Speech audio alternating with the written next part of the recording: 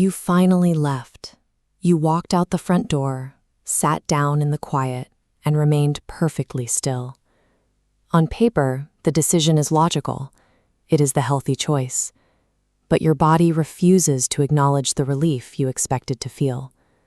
Friends offer encouragement and insist you are better off. Their validation feels distant, failing to penetrate the heavy, visceral emptiness in your chest. This is the central paradox of a difficult breakup. Why does executing a healthy decision feel identical to losing a piece of yourself? This feeling originates in environments where connection was never a steady baseline.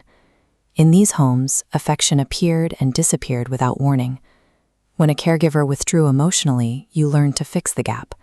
You shrank, you cleaned, and you monitored their every move, adjusting your behavior to pull them back to you.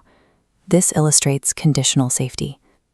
When the loop severs, the nervous system generates frantic spikes of activity, the labor of earning a bond back.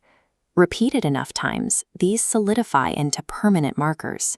Your brain codes distance as an active biological threat. This environment successfully trains the brain to view constant proximity as a strict requirement for physical survival.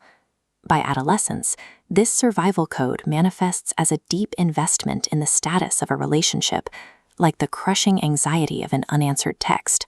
You find yourself compulsively checking for updates or reassurance, using the connection as the only way to feel grounded.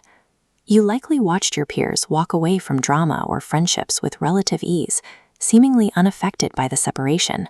You lacked that luxury. You had developed a physiological intolerance to distance. To your nervous system, a gap in communication is an active erasure of your identity. Your brain concluded that holding on to a painful, damaging connection is infinitely safer than facing the void of being alone. In adulthood, staying in a toxic relationship is often a survival tactic used to avoid the biological panic associated with leaving. The overwhelming urge to return to a painful situation is a functioning biological adaptation. This system diagram shows how a protective adaptation override works. Physical separation triggers a massive neurological alarm that effectively silences your logical centers. Your body is trying to protect you from a devastating loss it learned to fear long before you were old enough to understand it. Moving forward involves the quiet, unglamorous work of rebuilding a routine and finding safety in small moments of silence. Recovery is about teaching a dysregulated nervous system that it is entirely capable of existing on its own. The end of the relationship provides the space necessary to begin the mandatory construction of the self. Stop asking why leaving is so hard. Ask instead when leaving someone else became synonymous with losing you.